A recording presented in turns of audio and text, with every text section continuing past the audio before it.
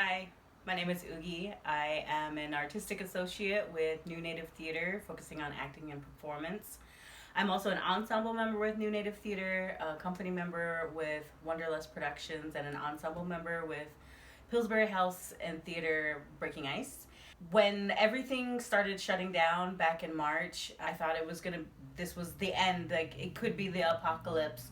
So I left Minnesota and I went home to Iowa to be with my family because less population. We had an organic farm and my family garden, so it just seemed like the safest place for me to be.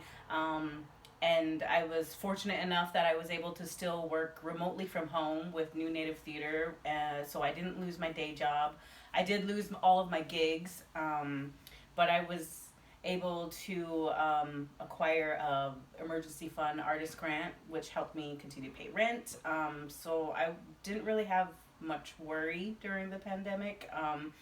And at New Native Theater, we were already planning on creating audio plays from our 10-minute play festival. So we were able to just continue what we were doing while everything else was shutting down.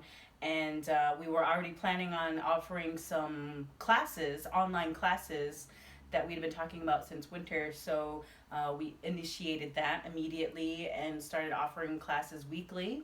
And we've had some great classes. We've had Tantu Cardinal, Madeline Zayat, Blaine Welsh, who is Aboriginally from Australia. We have some other Australians that are going to be teaching classes, and we're hoping to continue collaborating with them. So having to be home and working remotely and only virtually has actually broadened our reach and who we can connect with and collaborate with. And so Rihanna Yazi, our artistic director, said, think big. Now's the time to think big. So we've been thinking big and things that we're going to do. And even beyond that, I was able to work with my tribe's Food Sovereignty Initiative department, who's also collaborating with the Chicago Field Museum. And they're revamping their Meskwaki exhibit, which is my tribe. And it hasn't been revamped since the 50s, and they're actually collaborating with the tribe. And so I got roped into doing that, and I took video footage all summer of my family growing our traditional corn and our vegetable garden. And I just took video all summer, and then the derecho happened, and life kind of shut down for us because we lost power. There was damage. The trees were down. We had to check to make sure everybody in our community was accounted for, everybody was safe, while also trying to, survive the COVID cases that rose after the derecho.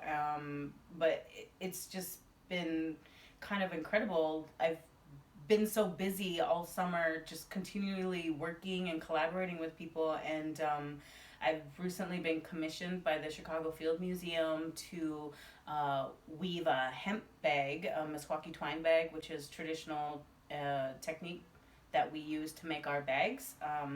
And so that will be part of the exhibit. And we started making cooking videos just for fun. So like I said, normally I use salmon, soft smoked salmon for this, but I don't have any, so we'll use tuna. We're eating indigenous foods like buffalo and salmon and, potatoes, vegetables, all that stuff. So I just thought that would be something fun to share with people. And yeah, I mean, it's just been kind of a good time, other than the rest of the world falling apart and being on fire, and spending time in prayer and ceremony, just trying to put that good energy back out into the world, and trying to pray for everybody that is suffering from the losses of not only COVID but the fires and all of it. But we're just hanging in there and working together and trying to follow our joy. That's what we decided to do, because in this world of craziness, we still have to find our joy. We've got to find our people that we can create with, and that's what we're doing.